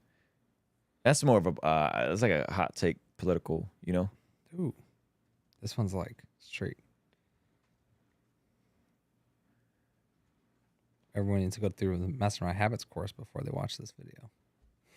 Just haven't heard the guest goofy. Shout out to Jonathan. Jonathan's a day one here. Is there anything else in the notes or anything in Discord before we go? This is a funny video. I don't mind doing this video because it just shows you how freaking sick people are. But we find out if there's anything inside of Discord for me, like open up Discord. Yep. Kevin Mullins questions. But how do we move on from removing the plank in our own eye to understanding how we will never be perfect? I'm not tracking the question. How do we move on from removing the plank in our own eye? No, nothing interesting. But how do we move on from removing the plank in our own eye to understanding how we will never be perfect? I mean, the gospel? Kevin asked if you got the article in Discord. Okay, let me see. You got to tell me which. He said it was in reactions. Reactions. Video ideas and topics, maybe? YouTube reacts. No, he didn't put in that one. Go to video ideas and topics. He did not. Oh, maybe. Nope. Oh, I knew it. I was just there. YouTube react.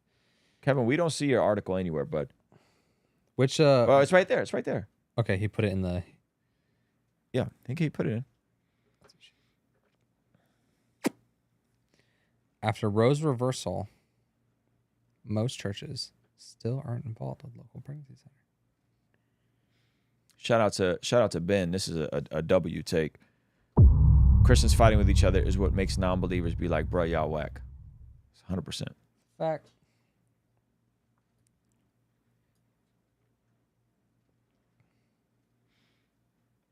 All right, you found it? Yeah. I don't know if it's like... After Roe's reversal, most churches still aren't involved with a local pregnancy center. That's not super captivating to me. Yeah, that's...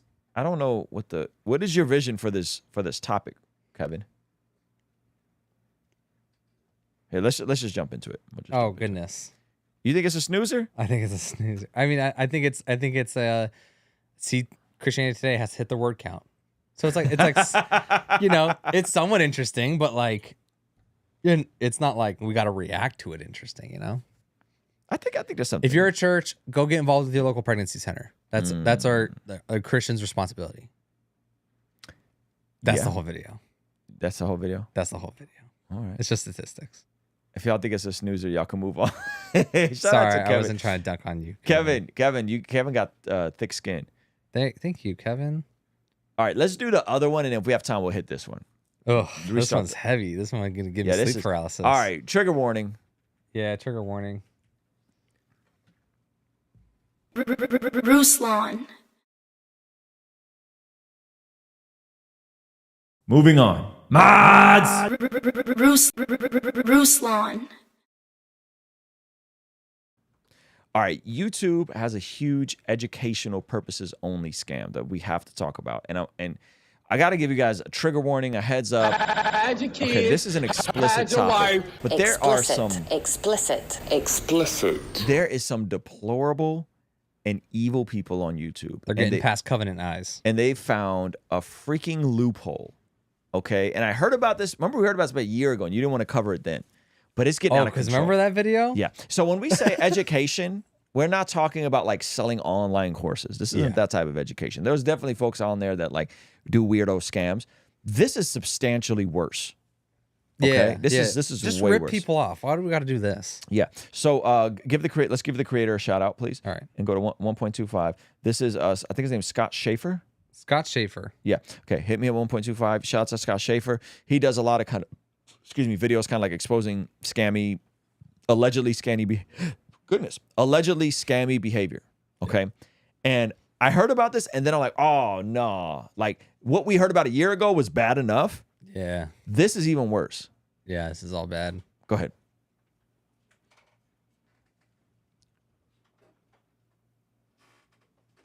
So YouTube's got a bit of a problem with adult content that is masquerading as educational content on the platform. And basically because it's educational in nature, or at least they claim to be, they allow these select few creators to get away with whatever they want. They can show you anything, and they show you everything, right? Now, most creators on the platform, myself included, about 99% of creators, if we showed you even 25% of what I'm going to show you that these creators show in their videos, our channels would get deleted. They just wiped off the platform. YouTube like, nope, you cannot show that at all. But because these videos that they're claiming is educational in nature, they can get away with basically anything. It's basically the Wild West you can show. So we have to talk in code. We have to change words. Yeah. We have to do so many things to make sure that videos aren't demonetized. And if they're demonetized, I mean, and if they're not demonetized, at the very least, they're not suppressed. So like when we talk about an OF model, like we're changing the words on, because those two words together will nuke a video in the algorithm. Yep. Right. So yeah, LGTV, Transformers, all this sort of stuff. Right. And so Scott is rightfully pointing out this, but he's going to get deeper and let me just give you guys now there is some good news. We're going to get some good news that he just left in a pinned comment in a second, but let's let him cook. Show and do whatever you want. Now, this is adult content that leads to even more adult content. And before we get into what I'm going to show you, I do want to say this video is not, I'm not trying to be the morality police. Don't leave any comments saying, Scott, you're being a little goody two shoes. I don't care if you want to watch adult content. I don't care at all what you want to watch. Unlike Scott, don't watch adult content. I am the morality police. Don't be the freaking pervert weirdo getting sucked into this click funnel. All right? Don't do that. It's bad for you, bad for your brain. Psychology proves it. Bible speaks against it. It's awful. Yeah. All right, go ahead. Like a religious video or like a no-fat video. You shouldn't be watching this type of content, guys. That's not what this is about. I don't care what you do in your free time. Now, what I do care about is creators who are blatantly bending, or I would say breaking the rules. They're breaking YouTube's policies in order to show content that 99% of all other creators cannot show. Can't even show anything remotely like this. Can't even talk about it. Can't even talk about it. Go ahead. They blatantly break the rules to promote their adult content, and anyone can watch this. Children can watch this. It's not restricted at all. Anyone can go to this video and see it, and they'll have links directly to their OnlyFans and other adult content, and you can go there and anyone can sign up, right? Now, before we get into this content, we're going to be taking a look at some of these creators, specifically one lady who is now going viral. Make sure we remove the word OnlyFans from this video. Yeah. Chris or whoever's doing this. And go ahead. She put out a video where she just whips out the ladies right on camera. And now she has, I think, like 4.5 million views on a video that just recently came out. And of course, she has links to her OnlyFans. And you know, she's showing whatever she wants in the video. And that video is going absolutely viral. Most people can't do anything remotely like that, right? So how YouTube works, there are ads that get played on most of these videos. You'll probably see an ad on this video if it doesn't get demonetized. And how that works are businesses pay to run these ads on YouTube videos, right? Now, these businesses don't want their ads to be shown on risque content, right? They don't want their ads to be shown on anything with gore or anything with nudity or possibly anything with, you know, political views. They want their ads to be shown on very safe videos that they don't have to worry about getting backlash for putting their ad on that, right? And there's been ad apocalypses in the past because some ads have been shown on risque videos, and obviously YouTube needed to make changes. But because of those policies and because YouTube wants to continue to make money, YouTube will restrict most creators as to what you can actually show in your videos. They're very strict about nudity or about gore or something like that. And what'll end up happening is most creators, myself included, will be very careful about what we show because we don't want to get our videos demonetized. You'll often see people not say specific words, like they'll say self-deletion instead of the other, someone self-deleted instead of that other S word, or they'll say corn instead of the P word, or if they have like a one of those things, they won't say the G word, they'll say pew pew, right? And that's not creators trying to be funny. They're not just like trying to be hilarious or anything. They're doing that specifically because they don't want to get their videos demonetized, because YouTube is very, very strict with most creators as to what can actually be shown on the platform. If you claim your video is educational in nature, that doesn't apply apparently. You can do whatever you want. Now, specifically, there was a video about a year ago. There was a guy, let me pull up his name, if I remember what his name was, is a guy named Kevin, right? Kevin Leonardo. He made a video that went massively viral where he nared his butthole on the video. And 3 seconds into the video. That was the one I saved y'all from. That was the reaction I saved y'all from. So you're Now, welcome. hold on. We weren't. Don't act like we was gonna react to him narrowing his butthole. Okay. Ruslan put this on the list. Don't do that. No, I'm joking. But We yo, weren't this gonna- joint did 51 million views, fam. Removing butt hairs using near cream visual guide. A visual guide. Darkness. This is a sick. And I haven't seen the OG video. I haven't seen the OG video. So I don't know what that video looked like. But from everyone that covered it at the time, they said it was full on everything. Yikes. Like he shows you everything. Okay. And so this is, I think, who kind of started this trend. Yeah. All right, go ahead. He just, spreads his cheeks and shows you the entire Sarlacc pit just for everyone to see. Oh And it's pretty my crazy. gosh, That video went bro. viral, has, I think, 51 million views at the time of me making this video, because people were shocked that YouTube allowed this to be on the platform, that a guy can just spread his cheeks, show you the entire Sarlacc pit for everyone to see. And YouTube's like, yeah, that's cool. We're cool with buttholes being on the platform, as long as it's educational. If it's not an educational video, that's not okay. But if it's educational, all the buttholes you want, just throw them all out there, right? So that video went viral, 51 million views, massive success for that guy that he got to show his butthole to 51 million people. But that's just the tip of the iceberg. I was going to make a butthole joke, but that's just the tip of the iceberg of what you can actually find on YouTube. Now, one of the niches on YouTube is if you actually go and type in the word, start typing in the word transparent on the YouTube search algorithm. All right, so this is what we're going to do. We're going to stop this part because he's going to get very descriptive. Okay, so let me just tell you what the other two niches are. Okay. Okay, so niche number one is people trying on clothes. Oh my Women gosh. trying on clothes and then getting themselves covered in water so you could see what the shirt looks like when it's dry and then what the shirt looks like when it's transparent. Come on, son. Okay. The other niche That's not real. is breastfeeding fake babies Darkness. with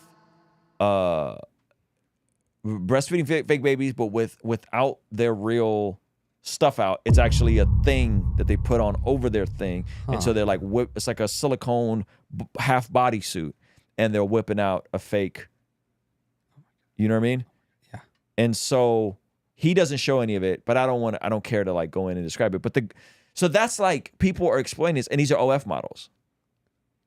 These are OF models, and they're using this as a click funnel to get people to go in by watching a wet T-shirt or watching a fake baby being fed with fake breasts. Wow.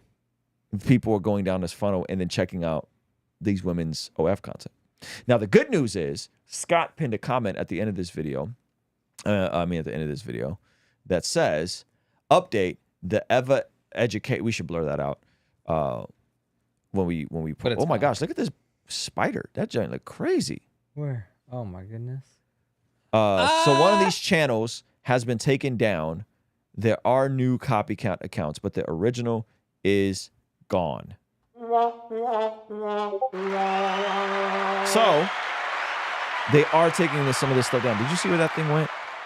I see it. Can you get it? Yeah. That joint just came out of nowhere. Jeez Louise.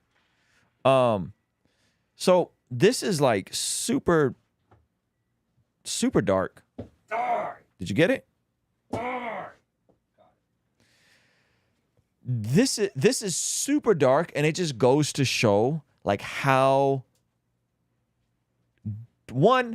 incompetent certain bureaucracy can be about clearly like banning stuff like this, right? And then two, how depraved people can be to want to figure out ways to exploit people that aren't looking for this sort of content to throw them off and into your bizarre funnel to get people converted to your OF. Not fun. This is really dark stuff. Yeah. And the Nair guy started it all. You know what that is, though? What is it? That's just straight addiction vibes. What you mean? It's like they know that however they can capture folks, they'll capture them. So the OnlyFans models, or OF models, going on Fresh and Fit. I'll get roasted and I'll get anything for the bag. Yeah, but those same people I'm gonna capture those folks visually and then bring them into my OF, even though they're roasting me in the comments. So same with all the other stuff. Is like, let's just sin gets creative. And it's like, how can I create something that will accidentally show up on someone's feed? You know what the sad part is about all of that? What? Real quick, Google what the average OF model actually makes. Oh, this is great. This is the saddest part about this is there are women who are making permanent decisions in terms of what they're putting on the internet that stuff does never go away, right? So do you know what the sad part is? The average OF creator makes $220 a month. So this isn't even a lucrative world, like unless you're booming. Yeah.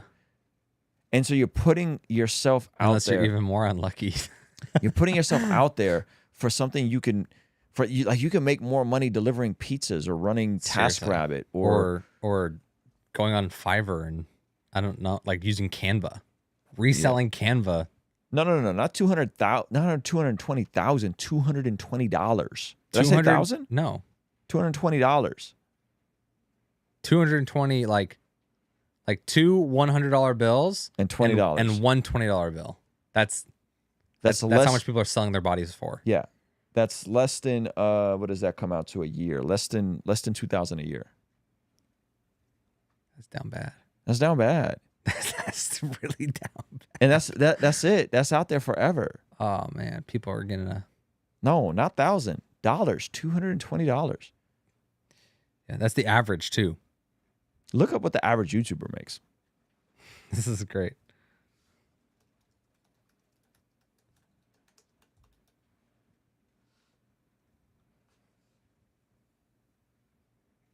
Let's go, son. 60? No way. The average? That's pretty crazy. That's crazy. What do they? ZipRecruiter estimates that the average YouTuber makes $60,000 per year. Let's say average YouTube channel. It's probably gonna be a bit lower. Wow. That doesn't make any sense. Doesn't make any sense. What? So you're saying you got better odds of making it as a YouTuber than you do as an OF model? Oh yeah. We gotta think it's not a private platform. You at least have an algorithm working for you. That's crazy. That's probably off skewed by the people that are like really running massive YouTube businesses. Exactly. Right? But it's still average. So Yeah. 220, even with the highest creators that are making a few million dollars a year, the average, so not the bottom of the barrel. Yeah. You're making 220. So there's people that are selling their bodies for like $5 a month. Darkness for sure. Darkness. All right, let's go to the chat before we wrap up. Appreciate you guys being here so much. Ivan had a question. He said, Ruslan, what do you think when people say bring back shame? I think there's some truth to it. It's like the girl who flashed a portal in NY. She has no shame and got on Piers Morgan and defended it.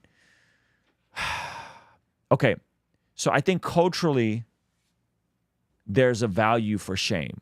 Culturally, on a macro level. Right? There's certain activities that should be shameful.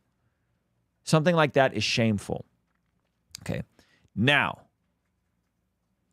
is shame a helpful motivator to getting someone to personally change, like interpersonally? I don't think so. I don't think if like someone is struggling with weight or struggling with porn or struggling with alcohol, I don't know if shame is the way to get them to change. So I think maybe on a macro cultural level, shame there's some utility to it, but that's more of a society thing. But on a interpersonal, you want to see that person in your life make a change because this is destructive. I don't know if trying to shame them into making a change is helpful. You know? Like I think believing more for them, asking them what their goals and their dreams are, trying to hold them to the values they claim to hold to. I think those are much more valuable approaches, in my opinion, in terms of the shame conversation. Does that make sense? So I think there's a time and a place for it, but I don't know. All right. Ruslan, would you consider Tim Whitaker heretical? Yes, I think we've discussed that at length when we had him on the channel. If so, what do you think reconciliation between being friendly with him and having conversations versus 1 Corinthians 5:11? So I think when we're having conversations for him, to me, it's Ephesians 6, right? Like we're exposing the incoherent nature of his position so that people who may be lured from the sidelines can hear the arguments against the position. So I think there's actually a utility for that, right? I think 1 Corinthians 5, so the question, that's an interesting question, because I think 1 Corinthians 5 is talking about behavior, right? And I think there's behavior that's destructive to community, specifically around sexual perversion, versus ideas that are wrong. And so, like, if someone holds ideas that are wrong, and even around some pretty important things, like I would say marriage is one of them, affirmation of LGBTQ, do you cut that person off for wrong ideas? Because how does that person ever get reeled into better ideas and the truth? Right now, if Tim was out here cheating on his wife and committing adultery and all this craziness, that would be a bit different, right? So I don't know. That's a good question. I don't know how to navigate that. I don't think you cut someone off for holding bad ideas. I don't think that's what 1 Corinthians 5 is teaching, right? I don't think that's what 1 Corinthians 5 is teaching. I think 1 Corinthians 5 is teaching if someone is within your local church community and they're unrepentantly sexually immoral, that's the person you cut off. I don't know if someone in your, like let me just give you an example. If someone is in your church and they are flirting with Marxism, though I believe Marxism is the origins of it is demonic and awful, I don't know if we kick somebody out of church for having bad ideas around the economy and categories of oppression and taxes. I don't think we do that. My opinion. I think we love that person and we challenge that person and we disciple that person. And if they end up being divisive and they're sowing division, that's something that you can be kicked out of a church for. You know? That's something that you can be kicked out of a church for, but not in someone just holds views that are. I mean, listen, there's a pastor friend of mine that said some stuff recently that I had to address about Marxism, for example, and about taxation, that I had kind of hit him up and was like, hey, and we're gonna have to have a conversation about it. But I would never stop talking to him because he has some bad ideas about macroeconomics or taxes or right. I don't think that's it. I don't think that's it. Hitting a couple more of your guys' questions before we wrap up. Ruslan, you mentioned 1 Thessalonians 4:11 on the Janko pod. Do you think it's for all believers or situational, i.e. famous Christians who find themselves in confrontational situations? I think it's a general principle for all believers, but I think there's a difference between, like here's an example. Like, if you guys notice, though I'm active on social media, I still, he's talking about 1 Thessalonians 4:11, which says, make it your ambition to lead a quiet life. I think you could lead a quiet life and still be a public figure. But there's a difference between leading a quiet life as a public figure and like being a public figure who's intentionally loud and clout driven.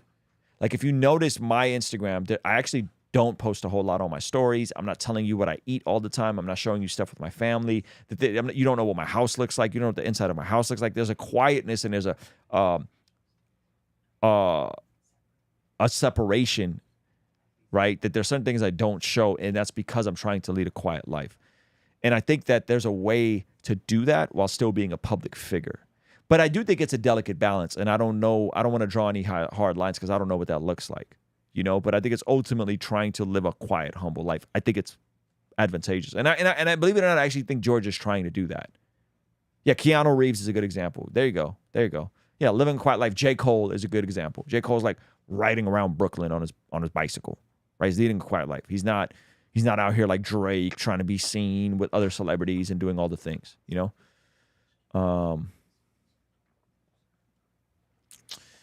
Paulo, thank you for the introduction to Mike Winger. Oh, okay. Thank you, man. I'm glad you enjoyed Mike Winger. I'm associated in Pastor Chris's church, who's friends with Benny, and my eyes really open. Praise God. That's awesome. Do you and Marcus still talk? No. All right, guys. We're going to wrap it up. Appreciate you guys. Thank you so much. If you don't have the Blessed God Prayer Journal, go pick it up and check out the new Leadership Planner. This journal has been super helpful. Recently, a friend of mine got me this Bless God prayer journal. Lately, I've been really wanting to bring more structure to my devotional life. In the past, what I would do is just kind of jot down my thoughts and prayers in this shabby notebook. When you open it up and look at the pages, it has praise reports at the top, prayers for other people, my personal prayers for today, a memory verse, I will get this done for today. And then on the other page, it has my time in the Word showed me, and then just another spot for notes. I've really enjoyed using it and feel like I've seen better consistency. I've enjoyed it so much that I thought I'd make a great gift for my wife, and so I got her this one in tan. And now it's just nice to talk about what we've journaled, what our devotional time is like. And so if you're interested in where you can get a copy, just check out the link in the description. Ruslan.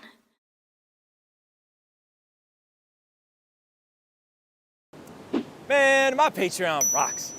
After the incredible success of our Bless God prayer journal, many of you guys began to ask for something that had a planner. And so we combined our Bless God prayer journal with a brand new leadership planner that jam-packs the same things from our prayer journal with a planner, goal setting, leadership meeting, and notes. With the next pages, you can see different sections right along here of this leadership planner where you can start out with actionable goals, 12 months of calendar, our original prayer journal prompts, our leadership journal with the proven problem solution framework, and of course, just free write notes. This leadership planner is based off of Matthew 25, 14 through 30, which of course is the parable of the talents. The vision of the planner is to help you make the most of your time, talent, and treasure. Head over to blessgod.shop and get yours today. All right, I'll see you over there. Peace.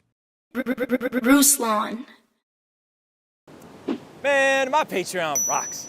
This is a segment from our daily after party stream. If you want the full unedited replay of these after party streams, along with early access to our podcast, our Discord, and a discount code for our store, consider partnering with us for as little as $5 a month.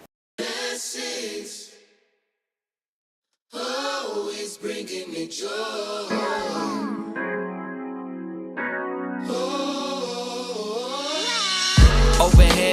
Open-handed, they can't stand it, I didn't land it, off Atlantic, how we planned it, keep it candid, they can't manage us, no need to muzzle an ox, but what Elohim blesses, it may puzzle the ops, men of the cloth, making oppositional art, better watch close, cause any minute it'll stop, and you'll notice it not, so, they want bulk like it's Costco, but what they need is that hope from the gospel to run from the brothels, run from all of this destruction that's awful. His blessings are colossal.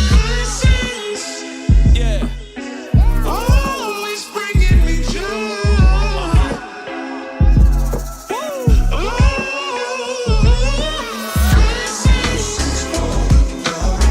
Always bringing me joy. Keeps bringing me joy.